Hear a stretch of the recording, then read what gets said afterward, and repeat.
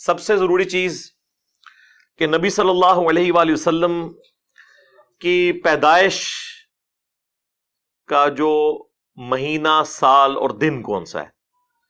دیکھیں عیسوی اعتبار سے جو اس وقت چل رہا ہے، جسے اے ڈی بھی ہم کہتے ہیں، اینو ڈومینی، ایئر آف دا لارڈ، یعنی حضرت عیسیٰ علیہ السلام کی پیدائش کا سال، عوام میں تو مشہور ہے کہ یہ after death of Jesus Christ ہے. یہ بالکل غلط ہے، ایسا نہیں ہے. اس کا مطلب ہے لیٹن زبان کا یہ ورڈ ہے ایئر آف دا لارڈ، آقا کی پیدائش کا سال. اب چونکہ زیادہ تر ایتھیزم کا زور ہے، بلکہ ایتھیزم بھی نہیں کہنا چاہیے، سیکولرزم، جس میں مذہب کی کوئی اتنی امپورٹنس نہیں ہے، تو اس کے ایکویلنٹ انہوں نے ایک ورڈ اب ڈیوائز کیا ہے، سی ای، کامن ایرا، اور B E C, before common era, یا کامن ایرا بھی ہم بول دیتے ہیں اردو میں. ویسے جو شروع سے چل رہا تھا وہ اے ڈی اور بی سی تھا، بیفور کرائسٹ، اور اے ڈی اینو ڈومینی، یعنی جس سال حضرت عیسیٰ پیدا ہوئے. تو ہمیں یہ فخریہ طور پر اے ڈی لفظ کو یوز کرنا چاہیے، اس کا تعلق ایک پیغمبر کے ساتھ ہے. اس اعتبار سے نبی علیہ السلام کی جو پیدائش کا سال ہے وہ 571 ہے، جو آج 2 اکتوبر 2022 ہے. تو یہ جو ہمارا سن عیسوی چل رہا ہے، اس میں نبی علیہ السلام کی پیدائش کا سال 571 اے ڈی ہے، بمطابق 22 اپریل، جو کیلکولیشن سے پتا چلتا ہے. اور آپ کی ڈیتھ کا جو ایئر ہے وہ 632 ہے، 8 جون 632 عیسوی. عرب کے اندر اس وقت سال نہیں چلتے تھے، بلکہ بڑے بڑے ایونٹس کے ذریعے سالوں کو یاد رکھا جاتا تھا. نبی علیہ السلام کی پیدائش جس سال ہوئی اس سال بہت بڑا ایونٹ ہوا، عام الفیل والا واقعہ، جو قرآن میں بھی اللہ تعالیٰ نے رپورٹ کیا. ابراہ کا لشکر اللہ تعالیٰ نے برباد کر دیا تھا، جو خانہ کعبہ کے اوپر چڑھائی کے لیے آیا تھا. نبی علیہ السلام اس سال پیدا ہوئے. تو عرب کے لوگ کسی کی پیدائش کو یاد رکھنے کے لیے کوئی بڑا ایونٹ یاد رکھتے تھے، اور پھر وہ کہتے تھے کہ فلاں شخص اس سال پیدا ہوا، یا اس سے اتنے سال پہلے پیدا ہوا، یا اس سے اتنے سال بعد پیدا ہوا. جس طرح ہمارے پاکستان میں بھی میں سمجھتا ہوں 2005 کا جو زلزلہ ہے وہ ایک بہت بڑا بینچ مارک ہے. اس ایونٹ کے اعتبار سے لوگ بات کرتے ہیں. ہمارے جہلم شہر میں 1992 میں بہت بڑا سیلاب آیا تھا. اب کئی ایسے بچے ہیں جن کی مائیں جب ان کا تعارف کرواتی ہیں تو کہتی ہیں سیلاب والے سال پیدا ہوا. ایسی ظاہر ہے وہ بہت بڑا ایونٹ تھا جہلم کے لیے. ایون آج بھی میں آپ کو بتا رہا ہوں کہ یہ حوالے استعمال ہوتے ہیں. تو جامعہ ترمذی کے اندر حدیث موجود ہے، دلائل النبوہ کے اندر موجود ہے کہ نبی علیہ السلام عام الفیل والے سال، جس سال ابراہ کے لشکر کو، ہاتھیوں والے لشکر کو اللہ تعالیٰ نے معجزانہ طور پر تباہ و برباد کیا. اور بیسیکلی یہ اللہ تعالیٰ نے اس سال کو یادگار بنائے اس لیے تھا کہ اس سال نبی علیہ السلام کی پیدائش ہونی تھی. ایک بہت بڑا واقعہ تھا، انسانی ہسٹری کا سب سے بڑا واقعہ رسول اللہ کا دنیا میں تشریف لانا ہے صلی اللہ علیہ وآلہ وسلم. تو آپ صلی اللہ علیہ وآلہ وسلم اس سال پیدا ہوئے. اب آپ کی پیدائش کا جو دن ہے اس کے اوپر تو کنسنسس ہے کہ وہ منڈے کا دن ہے. وہ صحیح مسلم کے اندر حدیث موجود ہے، نبی علیہ السلام منڈے کا روزہ رکھتے تھے.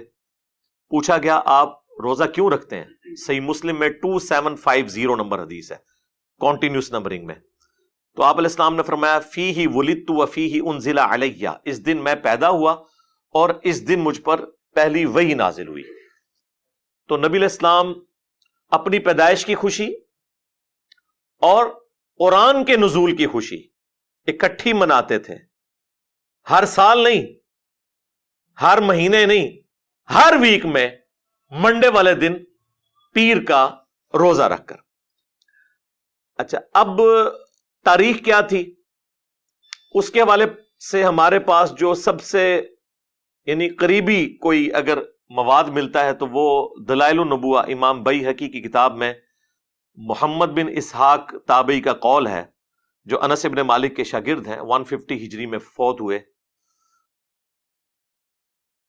وہ کہتے ہیں کہ نبی علیہ السلام عام الفیل والے سال 12 ربیع الاول کو منڈے کے دن پیدا ہوئے، اور آلموسٹ یہی الفاظ شیعہ کے ہاں اصول الکافی، جس طرح ہمارے ہاں صحیح بخاری ہے، ان کی جو حدیث کی ٹاپ آف لسٹ کتاب ہے اصول الکافی، اس میں جو 110 نمبر چیپٹر ہے وہ نبی علیہ السلام کی پیدائش سے متعلق ہے، اس میں بھی موجود ہے کہ نبی علیہ السلام 12 ربیع الاول کو پیدا ہوئے۔ لہذا منڈے کا دن 12 ربیع الاول کی تاریخ یہ اہل سنت اور اہل تشیع کے ہاں کتابوں کی حد تک تو ایگریڈ اپان ہے۔ پریکٹیکلی شیعہ جو ہے وہ 17 ربیع الاول کو منا رہے ہیں، اہل سنت میں جو بریلوی مکتب ہے وہ 12 ربیع الاول کو ایمفیسائز کرتا ہے، جبکہ اہل حدیث اور دیوبند 9 ربیع الاول کی بات کرتے ہیں۔ اپنے اپنے طریقے سے سارے منا ہی رہے ہوتے ہیں، کوئی اسے امام الانبیاء کانفرنس کہہ کے مناتا ہے، کوئی سیرت النبی کانفرنس کے ذریعے، کوئی میلاد مصطفیٰ کانفرنس کے ذریعے صلی اللہ علیہ وآلہ وسلم۔